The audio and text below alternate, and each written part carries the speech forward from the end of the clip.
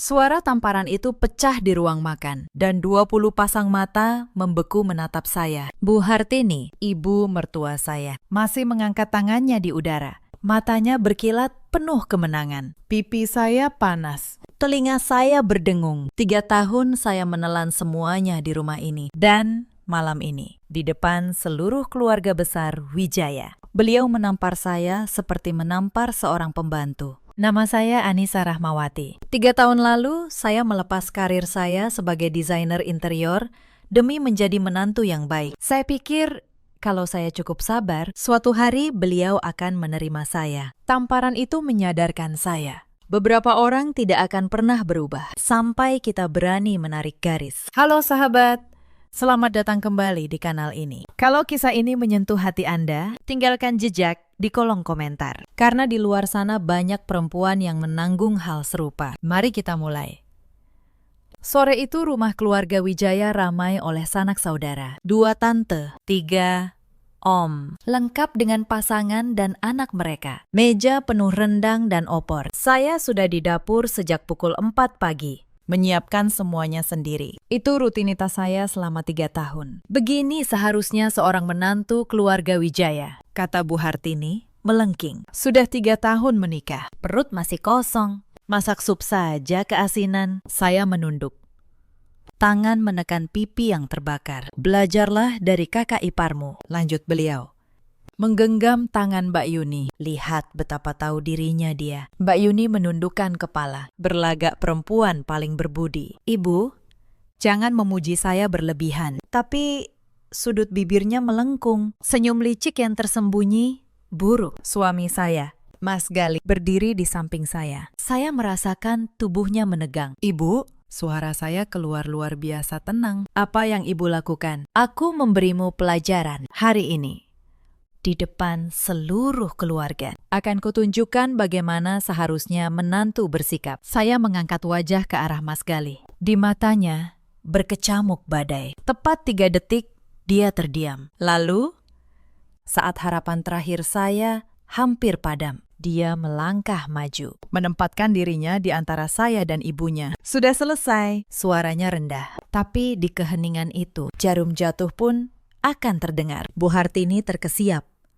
Gali, apa-apaan ini? Aku sedang mendidik istrimu. Tidak ada yang perlu mendidik istri saya. Dia meraih tangan saya, lalu menatap semua tamu. Tante, om sekalian, mohon maaf. Makan malam keluarga malam ini berakhir di sini. Gali, jerit Bu Hartini. Semua orang ada di sini. Justru karena itu, beberapa hal perlu diperjelas. Ibu selalu memuji menantu sulung ibu. Baiklah. Mulai hari ini, tinggallah bersama Mas Reza dan istrinya. Anissa dan saya pindah hari ini. Rumah ini memang atas nama saya, tapi karena kalian tidak menyukai istri saya, kami tidak akan tinggal di sini lagi. Gali, kamu tega meninggalkan ibumu demi perempuan ini. Suara Bu Hartini bergetar. Saya hanya meminta rasa hormat untuk istri saya, dan ibu tidak bisa memberikannya. Mas Gali menarik saya menuju kamar. Beraninya kamu? Bu Hartini mengejar. Kalau kamu keluar pintu itu hari ini, lupakan kalau aku ibumu. Mas Gali berhenti. Jantung saya melompat ke tenggorokan. 3 detik keheningan tadi adalah pergulatan batinnya. Tapi dia perlahan berbalik. Dengan tekad yang belum pernah saya lihat. Ibu yang lebih dulu meninggalkan istri saya. Kalau saya harus memilih, saya memilih Anissa. Dia membawa saya ke kamar dan menutup pintu. Di dalam, dia memeluk saya. Maaf, seharusnya aku membelamu lebih awal. Kamu sudah terlalu banyak menderita. Air mata yang saya tahan sekian lama tumpah membasahi kemejanya. Dia mengusap pipi saya yang membengkak. Kita pindah hari ini. Aku punya apartemen kecil di pusat kota. Pekerjaan bisa dicari lagi, tapi istri hanya ada 1. Dari luar, suara Bu Hartini semakin keras. Tega meninggalkan ibunya demi perempuan mandul yang tidak bisa memberi keturunan. Kata-kata itu begitu kejam, hingga para kerabat pun tidak tahan. Tubuh Mas Gali menegang, tapi dia tidak membuka pintu. Mas, aku tidak ingin kamu memutus hubungan dengan keluargamu gara-gara aku, kata saya. Bukankah kita sudah cukup banyak bicara selama 3 tahun? Di depanku, ibu manis di belakangku.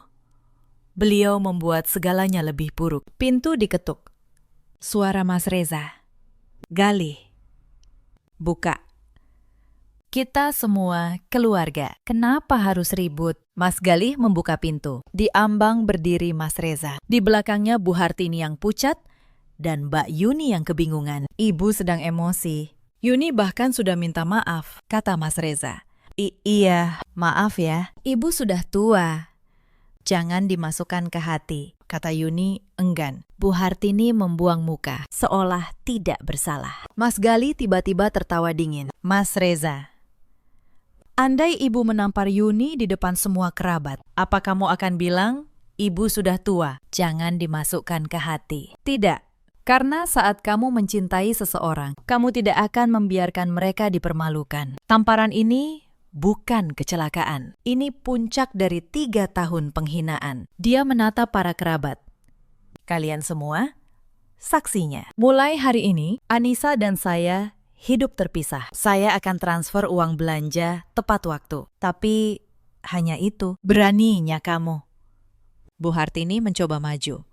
Ditahan Mas Reza. Bu, apa? Keributannya belum cukup besar. Mas Reza jarang meninggikan suara pada ibunya. Saya berdiri menatap kerumunan itu. Selama 3 tahun saya mencoba menyenangkan mereka. Dan imbalannya dipermalukan di depan umum. Dan hari ini saat saya berhenti tunduk, dunia mulai berubah. Setengah jam kemudian, kami mengemasi 2 koper dan keluar. Bu Hartini duduk menangis terseduh. Yuni berpura-pura menghiburnya. Kami pergi. Kata Mas Galih. Kuncinya kutinggalkan di atas meja. Galih, Bu Hartini berdiri. Kalau kamu pergi hari ini, kamu mungkin tidak akan pernah kembali. Ibu, rumah bukan sekadar dinding. Rumah adalah tempat ada cinta dan rasa hormat. Ketika ibu belajar menghormati istri saya akan membawanya berkunjung. Kami pergi tanpa menoleh. Ketika pintu lift tertutup, saya menangis di dada Mas Galih. Bukan karena sakit hati, tapi karena lega. Kita mau kemana? Pulang ke rumah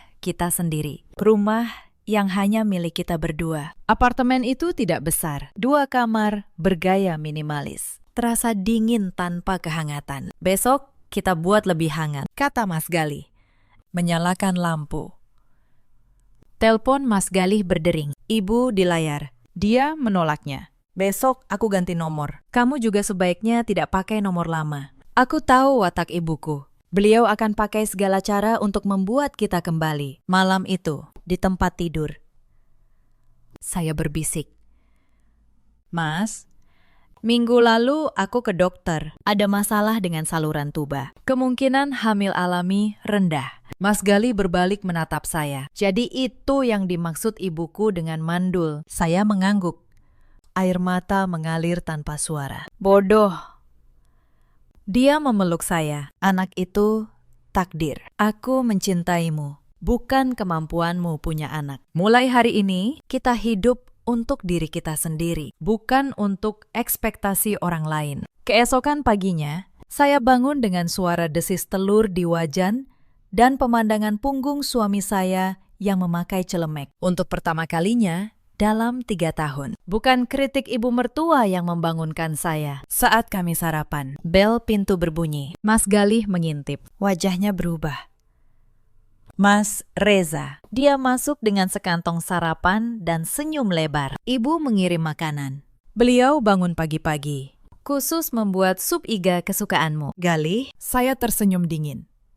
Hukuman dulu, baru hadiah. Gaya klasik ibu mertua, Mas Reza. Kalau mau membujuk kami kembali, kamu boleh pergi, kata Mas Galih. Kenapa harus begini? Ibu sudah tua. Apa begitu sulit untuk lebih pengertian? Lalu, apa ibu pernah pengertian pada Anissa? Balas Mas Galih. Tamparan kemarin di depan semua kerabat. Kalau ibu memukul Yuni, apa kamu masih bisa bilang begitu? Mas Reza tidak bisa menjawab. Aku tahu kamu takut ibu pindah ke rumahmu. Jangan khawatir. Aku bayar bagianku. Tapi beliau tidak akan tinggal bersama kami. Ini kata terakhir. Setidaknya bujuk dia. Ibu bilang kalau kalian kembali dan minta maaf, dia akan melupakan segalanya. Untuk apa saya minta maaf? Mas Reza, saya bangkit, menatapnya. Saya yang ditampar. Selama 3 tahun saya bekerja seperti pelayan. Dan imbalannya, tamparan di depan umum. Saya tidak akan minta maaf karena saya tidak bersalah. Kalau ada yang harus minta maaf, itu ibu. Anissa, bagaimana kamu bisa berubah? Saya berubah karena saya sadar rasa hormat tidak didapat dengan kesabaran. Mas Reza menghela napas dan pergi. Di pintu, dia berbalik. Kalian akan terus bermusuhan begini. Itu lebih baik daripada membiarkan istriku dihina, jawab Mas Gali. Hari itu kami mengganti nomor telepon dan membuat apartemen kami hangat. Mas Gali membeli seikat bunga matahari. Bunga matahari selalu menghadap matahari. Dan kita juga harus begitu malamnya. Mas Gali membuka laptopnya. Sebenarnya, sejak tahun lalu aku menyiapkan usaha rintisan bersama beberapa teman. Kalau aku mengundurkan diri dari perusahaan keluarga dan fokus pada usaha sendiri, apa kamu mendukung? Iya, jawab saya tanpa ragu. Apapun keputusanmu, aku ingin membuktikan, bahkan tanpa keluarga, aku bisa memberimu kehidupan yang baik. Tapi pertama, aku ingin mencari pekerjaan. Aku ingin membuktikan pada diriku sendiri bahwa Anissa Rahmawati bukan hanya seorang menantu. Mas Galih menatap saya. Matanya bersinar. Ternyata istriku orang yang sama sekali berbeda. Tamparan itu membangunkanku dan membangunkan kesabaranku yang menipu diri selama 3 tahun. Saya tahu badai di keluarga Wijaya baru saja dimulai. Bu Hartini tidak akan menyerah begitu saja. Senin pagi, saya membuat kopi. Apartemen ini kecil, tapi ada kebebasan di dalamnya. Tidak perlu bangun sebelum fajar. Tidak perlu mendengar kritik soal masakan. Pagi ini aku ke kantor menyerahkan surat pengunduran diri, kata Mas Gali. Kamu sendirian, tidak apa-apa. Jangan khawatir, hari ini aku juga mulai mengirim lamaran. Setelah dia pergi, saya membuka laptop lama dan masuk ke situs pencarian kerja. Jeda 3 tahun adalah kerugian besar. Saat saya memikirkan cara menjelaskannya, telepon berdering, nomor baru, Anissa. Akhirnya kamu menjawab. Suara Diandra, sahabat saya dari kampus, panik dan marah. Aku dengar semuanya. Nenek sihir Wijaya itu menamparmu di depan semua orang. Di mana kalian sekarang? Kami di apartemen Galih. Semua baik-baik saja. Bagaimana kamu tahu? Drama keluargamu menyebar kemana-mana. Kakak iparmu, Yuni, memposting status sindiran di media sosial tentang menantu yang tidak tahu menghormati orang tua sampai harus didik. Hati saya mencelos. Yuni, tentu saja. Aku butuh bantuanmu, kata saya. Aku sedang cari kerja, tapi ada jeda 3 tahun. Bisakah kamu merekomendasikan aku? Diandra, direktur seni di agensi terkenal. Tentu, kami sedang mencari desainer seni. Soal jeda. Katakan saja kamu merawat keluarga, itu bukan kebohongan. Saat saya membereskan apartemen, bel pintu berbunyi. Melalui lubang intip, saya melihat Bu Hartini, lelah. Lingkaran hitam di bawah mata, memegang rantang termal. Jantung saya berdebar. Saya menarik napas, membuka pintu sambil menahan rantai pengaman. Selamat pagi, Bu. Bu Hartini tidak menyangka ketenangan ini. Anissa, sayang. Ibu buatkan sup ayam kesukaanmu. Kesukaan saya. Selama 3 tahun, beliau tidak pernah ingat apa yang saya suka. Yuni yang menyukai sup ayam. Terima kasih. Tapi kami sudah sarapan. Saya tidak mengambil rantang itu. Ada perlu apa, Bu? Ibu salah kemarin. Seharusnya ibu tidak mengangkat tangan. Pulanglah. Ibu janji akan bersikap baik. Janji. Saya sudah mendengarnya berkali-kali selama 3 tahun. Bu, kalau ibu benar-benar mengakui kesalahan, katakan langsung pada Galih. Dan soal kembali, kami tidak berencana untuk saat ini. Suara Bu Hartini bergetar. Apa kamu tidak punya hati? Ibu sudah setua ini. Kamu juga perempuan, suatu hari kamu juga akan jadi ibu mertua. Lagi-lagi pemerasan emosional. Bu, selama 3 tahun saya mengerti semua kritik ibu. Tapi apa ibu pernah mengerti saya? Tamparan itu membunuh perasaan terakhir saya. Kalau ibu ingin memperbaiki keadaan, mulailah dengan belajar menghormati saya. Saya membuka pintu sepenuhnya. Pergilah dan bawa sup itu untuk menantu sulung. Dia sangat menyukainya. Wajah Bu Hartini pucat. Beliau tidak menyangka saya mengungkap tipu muslihatnya langsung. Beliau pergi dengan bingung. Saya menutup pintu, bersandar padanya. Jantung berdebar. Telepon berbunyi. Pesan dari Diandra. Riwayat hidupmu sudah diserahkan ke HRD. Besok jam 10 wawancara. Semoga berhasil. Sore harinya, telepon berdering. Tante Ratih, kakak Bu Hartini. Anissa sayang. Tante dengar kamu dan Gali pisah rumah. Ibu mertuamu memang pemarah, tapi dia sudah tua. Apa begitu sulit untuk mengalah? Tante.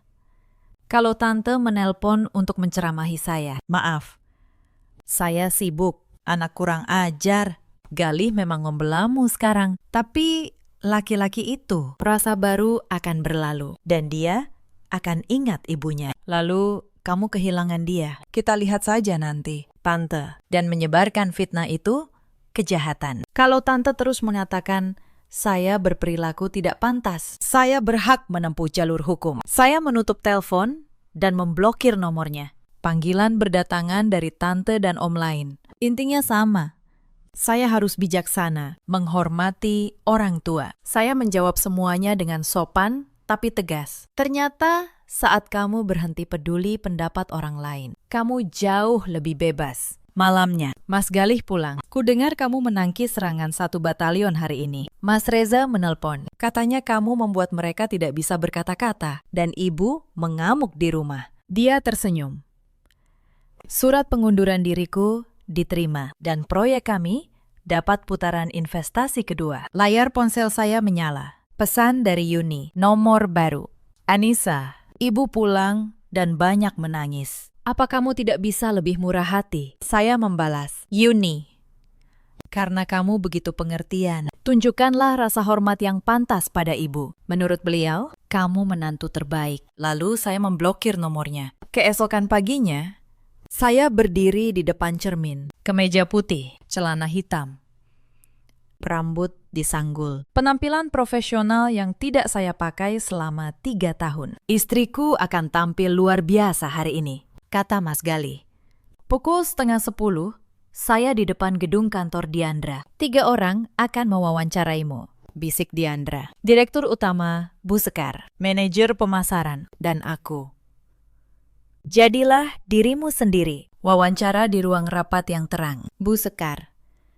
Perempuan parubaya dengan penampilan tajam, membolak-balik riwayat hidup saya. Saya lihat ada jeda 3 tahun. Bisa jelaskan? Selama 3 tahun, saya mengambil cuti karena alasan keluarga. Tapi, saya tidak berhenti mengembangkan diri. Saya belajar perangkat lunak baru, otodidak, dan menyelesaikan lebih dari 15 proyek interior pribadi. Ini portofolio saya. Saya menyerahkan tablet berisi karya pilihan. Dari segi nilai komersial, apa ide Anda? Tanya manajer pemasaran. Desain yang baik menggabungkan estetika dan kepraktisan. Misalnya, perabot modular yang berubah seiring pertumbuhan anak. Sangat diminati keluarga muda. Perlahan, saya masuk ke ritme dan kepercayaan diri yang hilang selama 3 tahun. Kalau kami mempekerjakan Anda, bagaimana Anda menjamin cepat beradaptasi dengan ritme yang padat? Tanya Bu Sekar. Merawat keluarga juga pekerjaan padat, butuh multitugas, manajemen waktu, kontrol emosi. Dan justru karena absen 3 tahun, saya lebih menghargai kesempatan kembali bekerja daripada siapapun. Di bawah meja, Diandra mengacungkan jempol. Wawancara selesai. Diandra menemani saya turun. Begitu masuk lobi, teleponnya berdering. Wajahnya berubah. Anissa, kita punya masalah. Ibu mertuamu dan menantu kesayangannya saat ini ada di HRD. Mereka mengeluh ke Bu Sekar bahwa kamu berperilaku tidak pantas, tidak layak bekerja di sini. Kepala saya berdenyut. Mereka berani mengejar saya sampai ke sini. Mulai dari sini, aku menghadapinya sendiri. Suara saya begitu dingin hingga saya sendiri tidak mengenalinya. Di ruang tamu, Bu Hartini dan Yuni duduk di sofa. Mata Bu Hartini merah bengkak. Bu Sekar berdiri di dekat jendela, tidak senang. Diandra, Mengapa wawancara kerja berubah jadi pertengkaran keluarga? Bu, saya minta maaf atas gangguan ini. Saya melangkah maju. Perempuan ini memang kerabat saya, tetapi ini tidak ada hubungannya dengan wawancara. Anissa. Bu Hartini berdiri, bersiap untuk peran korban. Pulanglah. Kenapa membuka aib keluarga? Yang membuka aib keluarga adalah ibu, balas saya dingin. Saya wawancara resmi, dan ibu datang mengatakan, saya berperilaku tidak pantas. Apakah ini yang ibu sebut merawat keluarga? Yuni menyahut. Anissa, ibu, demi kebaikanmu, lebih baik tinggal di rumah. Ibu sudah janji tidak menyakitimu lagi. Yuni, kemarin kamu datang ke apartemenku dengan sup dan bilang, ibu menyesal. Hari ini dia membuat keributan di tempat aku wawancara. Siapa yang berbohong? Atau kalian bermain polisi baik dan polisi jahat? Wajah Yuni memucat, topengnya retak. Bu Sekar, jangan dengarkan dia. Bu Hartini menyela.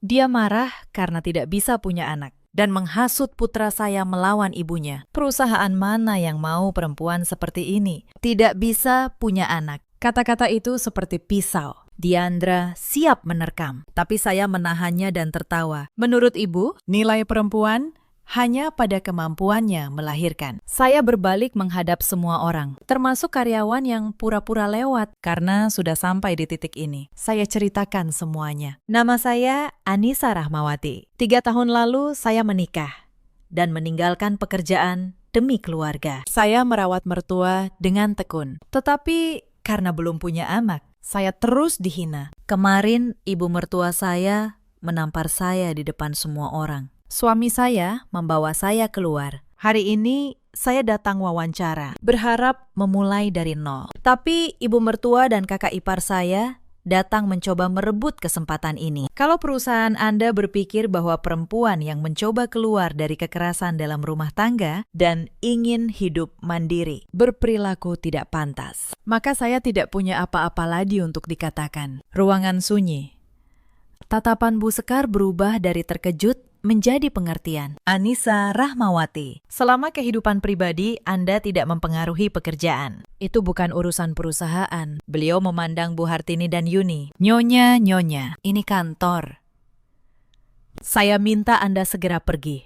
Atau saya panggil keamanan. Bu Hartini terpaku. Metode pemerasan yang ampuh di rumahnya tidak berhasil di sini. Bu Sekar menekan tombol. 2 petugas keamanan masuk dan meminta mereka pergi. Saat keluar, Bu Hartini menatap saya penuh benci. Anissa, kamu tidak apa-apa. Bu Sekar melembut. Tidak mudah bagi perempuan di dunia bisnis. Fakta bahwa Anda berhasil keluar dari lingkungan seperti itu patut dihormati. Besok jam 9 pagi, datanglah, mulai bekerja. Saya membeku. Jadi, saya diterima. Diandra benar. Anda desainer yang menjanjikan. Kalau seseorang bisa mengelola keluarga dengan baik, itu sudah bukti kemampuannya. Saya membungkuk dalam-dalam. Diandra memeluk saya. Tapi ibu mertuamu tidak akan tenang. Aku tahu. Tapi pertempuran hari ini, aku yang menang. Itu sudah cukup.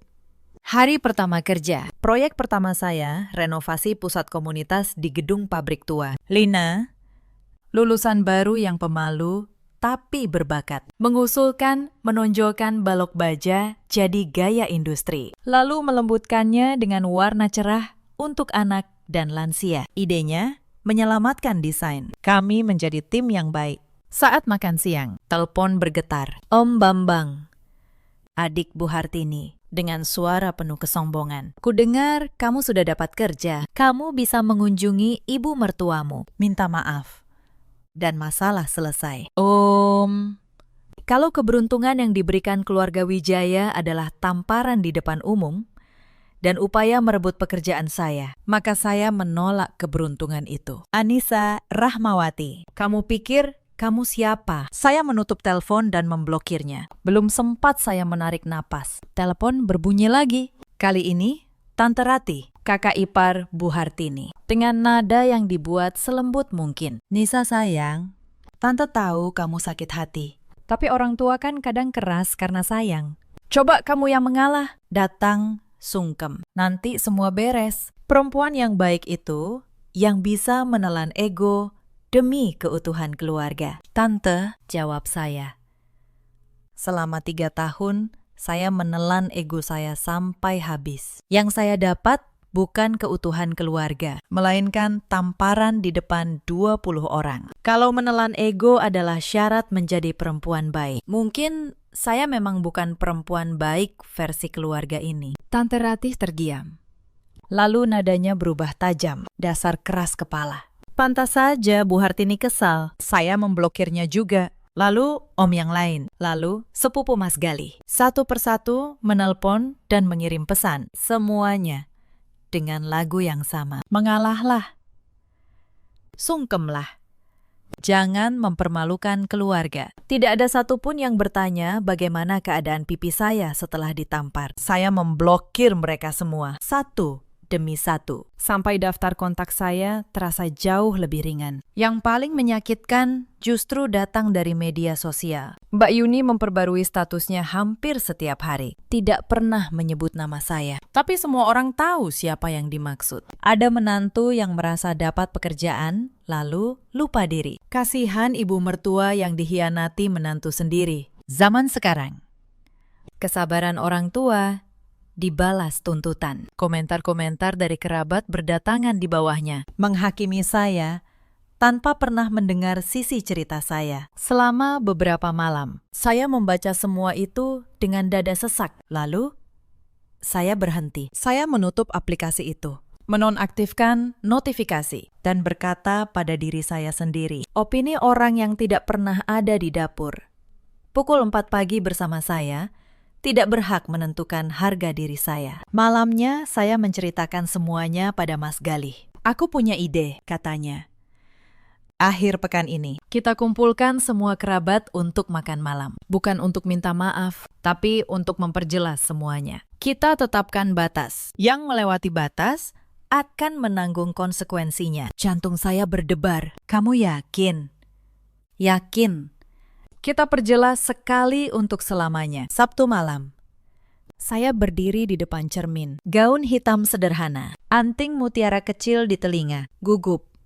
Mas Galih memeluk saya dari belakang dengan setelan abu-abu elegan. Sedikit, tapi lebih banyak bersemangat. Setelah hari ini, kita benar-benar bebas. Restoran dipilih dengan ruang khusus yang menjamin privasi. Kami datang lebih awal.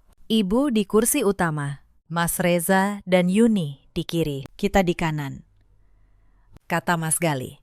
Para kerabat berdatangan. Tante Ratih dan Om Bambang tampak malu. Pukul 7 kurang 10. Bu Hartini datang bersama keluarga Mas Reza dengan gaun merah anggur. Tapi lingkaran hitam di bawah matanya mengkhianati keadaannya. Yuni mengikuti, mencoba terlihat patuh. Semua sudah datang. Silakan sajikan makanan, kata Mas Galih. Makan malam berlangsung dalam keheningan canggung. Setelah semua meletakkan alat makan, Mas Galih memecah keheningan.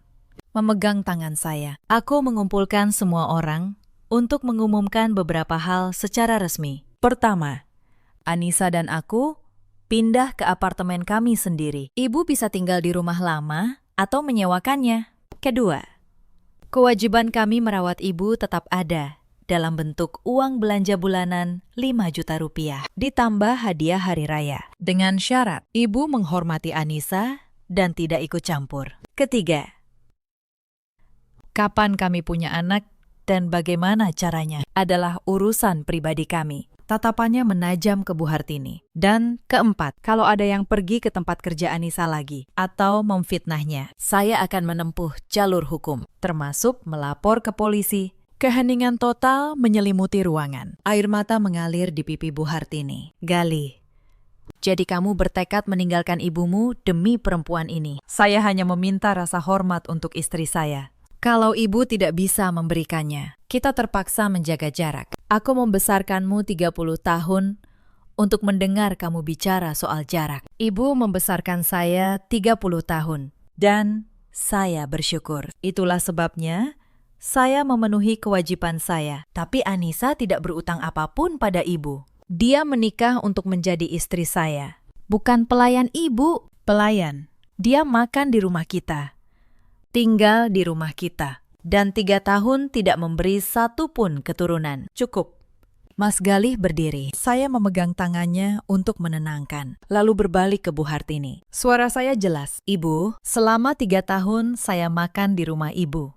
Tinggal di rumah ibu. Karena itu, hari ini, di depan semua kerabat, saya ingin membuat perhitungan. Saya mengeluarkan sebuah buku catatan kecil dan membukanya. Tahun pertama, saya berhenti bekerja. Pekerjaan rumah tangga. Upah harian paling rendah, Rp50.000 sebulan. Setahun 18 juta. Tahun kedua, ibu operasi kantong empedu. Saya merawat di rumah sakit 28 hari. Jasa perawat saya hitung 150.000 sehari. Totalnya 4.200.000. Tahun ketiga, rumah direnovasi. Saya mengawasi 3 bulan. Gaji mandor 5 juta. Totalnya 15 juta. Saya mengangkat mata selama 3 tahun. Pekerjaan gratis yang saya lakukan untuk keluarga Wijaya, kalau dinilai dengan uang. Totalnya Rp37.200.000.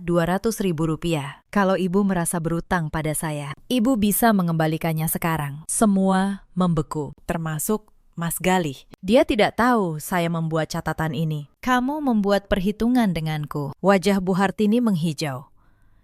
Dulu saya tidak menghitung, karena saya kira dalam keluarga tidak begitu. Tapi sekarang saya sadar beberapa orang tidak bisa dianggap keluarga. Saya menutup buku catatan itu dan meletakkannya di tengah meja, di antara piring-piring rendang yang sama dengan malam saya ditampar. Buku ini bukan untuk menagih uang. Saya tidak butuh 37 juta dari ibu.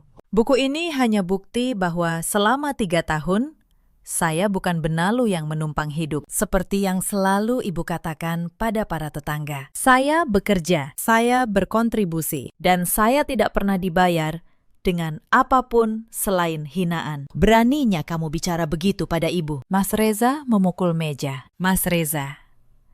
Mas Galih membentak. Apa ada satu kata pun yang tidak benar? Ibu sakit. Dia yang merawat. Rumah direnovasi, dia yang mengawasi. Mas Reza tidak bisa menjawab. Yuni bergumam. Tapi bukankah memang tugasnya melakukan pekerjaan rumah? Yuni, kamu bekerja. Gajimu 6 juta. Sepulang kerja, berapa kali kamu memasak dan mengurus anakmu sendiri? Kalau pekerjaan rumah adalah tugas, mungkin kamu juga harus mengundurkan diri dan menjadi menantu teladan. Yuni tersipu dan terdiam. Anissa, sayang. Ibu mertuamu hanya bilang beberapa kata. Om Bambang menengahi. Om, kalau kemarin ibu mertua datang ke tempat kerja Om dan mengatakan di depan kolega bahwa Om berperilaku tidak pantas, apakah Om tidak akan marah? Om Bambang terdiam. Bu Hartini tiba-tiba menangis sejadi-jadinya. Aku membesarkan anak yang tidak tahu berterima kasih. Seandainya saja aku mati. Lagi-lagi, trik yang sama. Dulu, saat beliau menangis, saya akan luluh. Tapi hari ini, Mas Galih hanya menatap dingin. Ibu, kalau ibu benar-benar ingin mati, ibu tidak akan duduk di sini. Ibu hanya ingin semua orang berpikir, saya tidak tahu berterima kasih. Dan Anissa, jahat. Tangisan berhenti. Bu Hartini mengangkat kepala.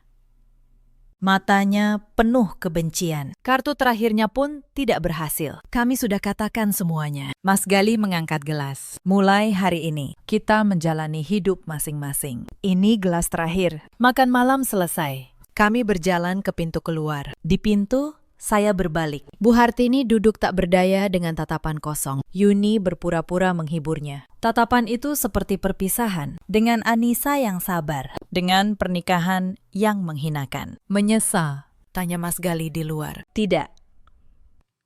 Hanya lega. Apapun yang terjadi, kamu ada di sisiku. 3 hari kemudian, saya resmi mulai bekerja. Kehidupan saya berjalan lancar. Sampai suatu hari, Diandra menelpon saat saya lembur. Anissa, ibu mertuamu beraksi lagi. Dia menelpon klienmu dan bilang kamu punya masalah integritas, menuntut agar kamu diganti. Saya memegang telepon begitu erat hingga kuku menancap di telapak tangan. Untungnya klien itu cerdas, tidak percaya, dan menelpon perusahaan untuk konfirmasi. Sore harinya, saya dan Lina menemui klien itu, seorang perempuan paruh baya. Saya minta maaf atas gangguan ini. Ibu mertua saya melampiaskan amarah pada pekerjaan saya. Beliau melambaikan tangan. Anissa sayang, saya mengagumimu. Keluar dari lingkungan seperti itu dan bekerja secemerlang ini. Saya juga pernah jadi menantu saat ibu mertuamu menelpon. Awalnya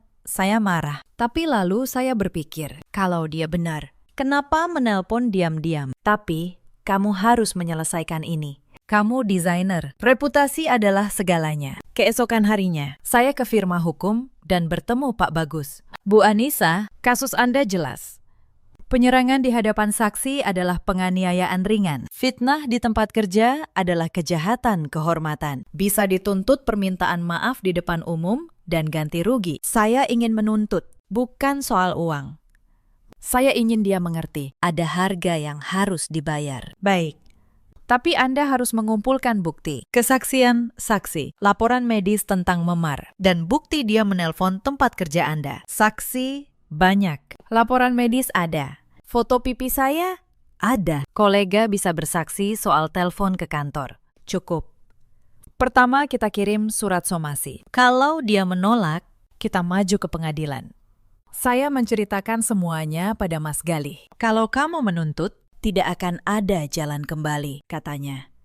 Sejak makan malam itu, sudah tidak ada jalan kembali. Mas, ironisnya begini, kalau dia berhasil, aku akan dipecat, lalu menjadi lebih bergantung padamu, lebih terikat pada keluarga Wijaya, dan dia bisa berbuat apa saja padaku. Dia tidak bodoh, dia jahat. Mas Galih mengangguk. Baiklah, aku mendukungmu. Surat somasi dikirim ke rumah lama. Tapi malam itu, telepon Yuni masuk. Anissa, ibu masuk rumah sakit. Stroke. Dia di ICU. Kepala saya kosong sesaat. Saat kami tiba, dokter menjelaskan, stroke iskemik. Untung dibawa tepat waktu. Krisis berlalu. Beliau punya tekanan darah tinggi. Orang yang membawanya bilang, sore ini dia bertengkar dengan seseorang di taman, lalu jatuh. Belakangan, teman Mas Galih mencari tahu yang sebenarnya. Bu Hartini sendiri yang mendekati para tetangga dan mengeluh. Mengatakan, saya tidak tahu berterima kasih. Seorang tetangga membalas, Anda menampar menantu di depan semua orang dan masih mengeluh. Bu Hartini tidak tahan, mulai berteriak. Lalu jatuh. Topeng beliau jatuh dan beliau memasuki lingkaran setan. 1 jam sebelum jatuh, beliau bahkan menelpon kantor saya lagi, menuntut saya dipecat. Untungnya Lina yang menjawab dan mengelak dengan sopan. Mas, aku ingin tetap menuntut, kata saya tenang.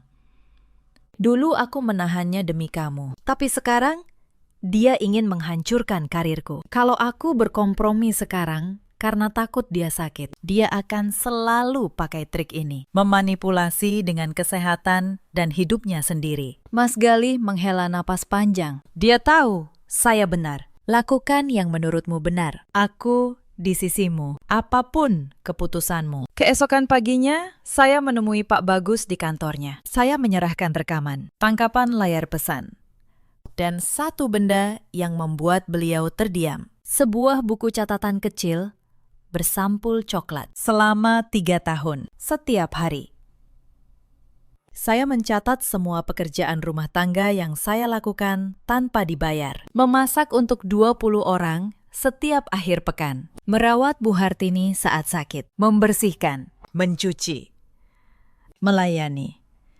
Saya bahkan menuliskan tarif jasa yang setara di pasaran untuk setiap pekerjaan itu. Pak Bagus membalik halaman demi halaman, lalu menatap saya. Bu Anissa, kalau dihitung dengan upah jasa profesional, jumlahnya luar biasa. Ini bukan sekedar catatan emosional. Ini bukti kontribusi ekonomi nyata dalam rumah tangga itu. Saya mengangguk tenang. Saya tidak menuntut karena uang. Saya menuntut karena selama 3 tahun, kontribusi saya dianggap kewajiban, lalu dibayar dengan tamparan. Pak Bagus menyusun somasi resmi. Isinya 2 hal. Pertama, permintaan maaf tertulis dan terbuka dari Bu Hartini atas penganiayaan dan pencemaran nama baik di depan keluarga besar, serta di depan calon pemberi kerja saya. Kedua, Ganti rugi 50 juta rupiah yang dihitung berdasarkan buku catatan itu. Ditambah kerugian atas usaha menggagalkan pekerjaan saya. Saat surat somasi sampai ke rumah keluarga Wijaya, badai pecah. Mas Reza menelepon Mas Galih. Suaranya meledak. Kalian sudah gila. Menuntut ibu kandung sampai pengadilan. Mau ditaruh di mana muka keluarga ini? Muka keluarga, jawab saya. Mengambil alih telepon. Mas Reza, di mana muka keluarga saat ibu menampar saya di depan 20 orang? Di mana muka keluarga saat Mbak Yuni menyebar fitnah bahwa saya selingkuh dengan klien? Kalian baru ingat soal muka keluarga sekarang. Telepon hening sejenak. Lalu Mbak Yuni merebut gagang telepon. Anissa, kamu menang sekarang. Ya, punya kerja, punya pengacara. Tapi ingat, kamu tidak akan pernah benar-benar jadi bagian keluarga ini. Mbak Yuni, kata saya pelan. Saya tidak pernah ingin jadi bagian dari keluarga yang menganggap penghinaan sebagai kasih sayang. Saya hanya ingin diperlakukan sebagai manusia. Saya menutup telepon. Tangan saya tidak gemetar sama sekali. 3 hari kemudian, Bu Hartini datang ke apartemen kami. Untuk pertama kalinya, beliau datang tanpa kemarahan di wajahnya. Yang ada hanya wajah pucat seorang perempuan tua yang ketakutan. Anissa, suaranya serak. Cabut tuntutan itu. Aku ini ibu mertuamu. Apa kamu tidak punya hati nurani, Bu? Jawab saya. Mempersilahkan beliau duduk dan menuangkan teh hangat. Selama 3 tahun, saya selalu punya hati nurani. Saya yang merawat ibu saat ibu demam tinggi tahun lalu. Saya yang bangun pukul 3 pagi merebus obat untuk ibu. Apakah saat itu ibu menganggap saya punya hati nurani atau hanya menganggap saya pembantu yang sudah seharusnya melayani? Bu Hartini terdiam. Cangkir teh bergetar di tangannya. Saya tidak membenci ibu, lanjut saya. Tapi saya tidak bisa lagi membiarkan ibu mengira bahwa menyakiti saya tidak ada harganya. Permintaan maaf, Bu. Hanya itu inti dari semua ini. Akui di depan keluarga bahwa ibu salah menampar saya. Maka saya akan mempertimbangkan untuk mengurangi tuntutan. Aku tidak akan pernah minta maaf pada menantu. Amarah lama itu meletup lagi. Beliau bangkit. Wajahnya merah padam. Lebih baik mati daripada menundukkan kepala pada perempuan sepertimu. Beliau membanting pintu dan pergi. Malam itu, telepon berdering. Mas Galih mengangkatnya. Lalu wajahnya berubah. Bu Hartini terkena stroke untuk kedua kalinya di tengah amarahnya dalam perjalanan pulang. Kali ini lebih parah. Separuh tubuh beliau lumpuh dan bicaranya menjadi pelo. Kami bergegas ke rumah sakit. Di koridor, Mas Reza menatap saya dengan mata berapi. Puas kamu sekarang. Ini semua gara-gara tuntutanmu. Sebelum saya menjawab, Mas Galih melangkah maju. Mas, hentikan. Ibu terkena stroke pertama jauh sebelum somasi itu ada, karena tekanan darahnya sendiri yang tidak pernah beliau jaga, dan karena amarahnya sendiri yang tidak pernah beliau kendalikan. Jangan timpakan semuanya pada Anissa. Selama 3 tahun, siapa yang merawat ibu? Bukan kamu, bukan Yuni. Anissa? Mas Reza terdiam. Untuk pertama kalinya, kehilangan kata-kata. Saya melangkah masuk ke kamar perawatan. Bu Hartini terbaring. Separuh wajahnya tidak bisa digerakkan. Melihat saya, mata beliau berkaca-kaca. Bibir beliau yang pelo bergerak susah payah. Nisa. Saya mendekat. Untuk sesaat, semua dendam itu terasa hambar di hadapan seorang manusia yang begitu rapuh. Bu, istirahatlah. Tuntutan itu saya hentikan. Bukan karena saya takut, tapi karena saya tidak mau menjadi orang seperti ibu yang menukar kasih sayang dengan kemenangan. Air mata mengalir di separuh wajah beliau yang masih bisa merasakan. Saya menarik tuntutan itu keesokan harinya. Bukan karena dipaksa, tapi karena saya memilih demikian. Pak Bagus sempat menyayangkan. Tapi saya berkata, Pakistan, saya sudah menang. Bukan di pengadilan. Tapi di sini, saya menyentuh dada saya. Saya membuktikan bahwa saya tidak lagi bisa diinjak. Itu sudah cukup. Bulan-bulan berikutnya berlalu seperti air. Bu Hartini pulang dengan kursi roda. Mas Reza Dan Mbak Yuni, yang dulu paling getol mencari muka, kini paling jarang menjenguk. Beban perawatan jatuh ke pundak perawat bayaran. Karena anak sulung yang katanya paling berbakti, ternyata paling cepat menghilang saat tidak ada lagi warisan rumah yang diperebutkan. Sementara itu, hidup saya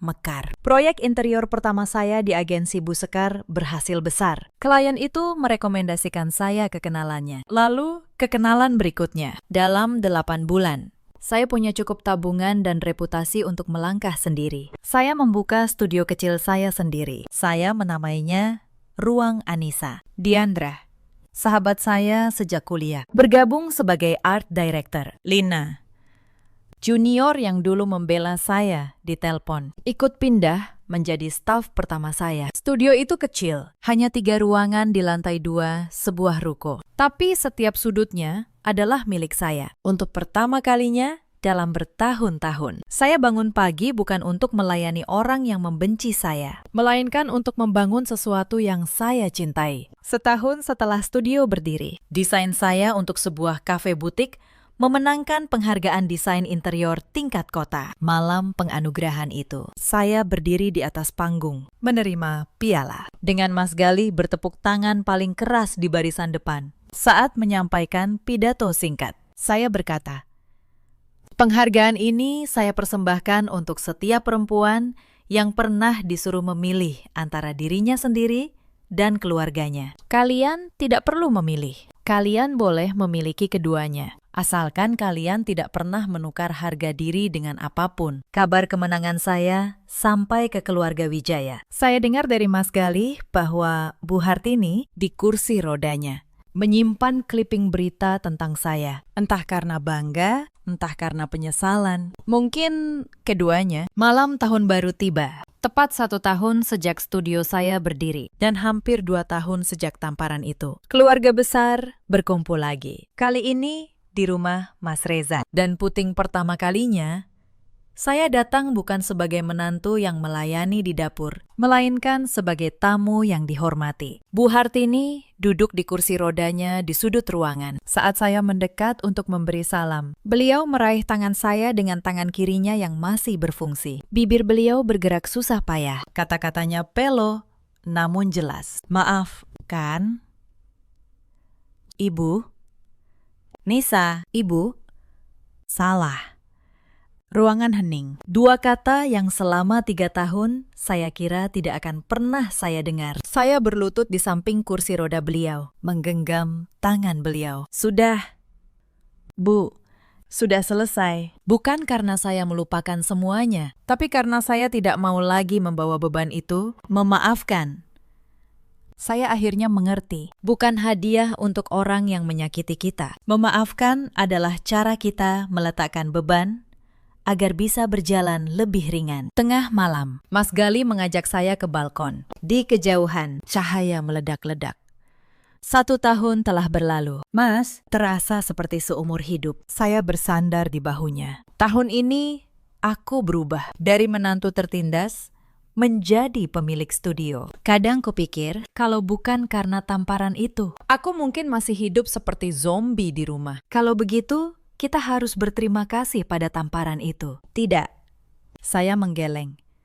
Kita harus berterima kasih pada diriku sendiri karena menemukan kekuatan untuk bangkit, dan berterima kasih padamu karena berdiri di sisiku. Kembang api terus menerangi langit. Saya teringat diri saya 2 tahun lalu. Anissa yang menangis setelah ditampar. Semua keluhan, semua air mata, semua perjuangan telah berubah menjadi ketenangan dan kekuatan hari ini. Cerita ini mengajarkan satu hal. Jangan pernah menukar harga dirimu demi sebuah pengakuan yang tidak akan pernah datang. Dan jangan pernah mengira bahwa kesabaran tanpa batas akan membuatmu dicintai. Kadang kesabaran hanya membuat orang lebih berani menyakitimu. Di luar sana, ada banyak perempuan yang seperti saya dulu, yang meninggalkan mimpi mereka demi keluarga, lalu perlahan kehilangan diri sendiri, yang mengira bahwa kalau mereka cukup baik, suatu hari mereka akan dihargai. Di luar sana, ada juga banyak suami yang diam terlalu lama, mengira bahwa waktu akan menyelesaikan segalanya, sampai akhirnya Mereka sadar bahwa diam adalah bentuk pengkhianatan terhadap orang yang mereka cintai. Dan di luar sana, ada pula para ibu mertua yang mengira bahwa cinta seorang anak bisa dipaksa dengan rasa bersalah, dan rasa hormat bisa diminta dengan kekuasaan. Mereka lupa rasa hormat hanya tumbuh dari rasa hormat. Kalau ada satu hal yang ingin saya titipkan kepada Anda yang sedang mendengarkan kisah ini, mungkin sambil mencuci piring, mungkin sambil menahan air mata, di kamar yang sama, tempat Anda merasa sendirian, itu adalah ini. Kesabaran bukanlah kelemahan, tetapi kesabaran yang tidak punya batas akan berubah menjadi penjara. Anda boleh sabar, asalkan Anda tidak lupa di mana letak pintu keluarnya. Dan saat Anda akhirnya berani membuka pintu itu, jangan menoleh untuk meminta izin pada orang yang selama ini mengunci Anda di dalam. Saya, Anissa Rahmawati, bangkit dari sebuah tamparan, menjadi seorang perempuan yang akhirnya memiliki namanya sendiri. Dalam hidup, kita selalu punya pilihan. Kita bisa terus menunduk dan berharap dunia menjadi lebih baik. Atau kita bisa berdiri, menarik garis, dan memutuskan siapa yang layak berada dalam hidup kita. Kalau kisah ini menyentuh hati Anda, ceritakan kisah kalian di kolom komentar. Kemandirian ekonomi adalah pilar utama seorang perempuan, dan keberanian untuk berkata tidak adalah hadiah yang hanya bisa kita berikan pada diri sendiri. Terima kasih sudah menemani sampai akhir.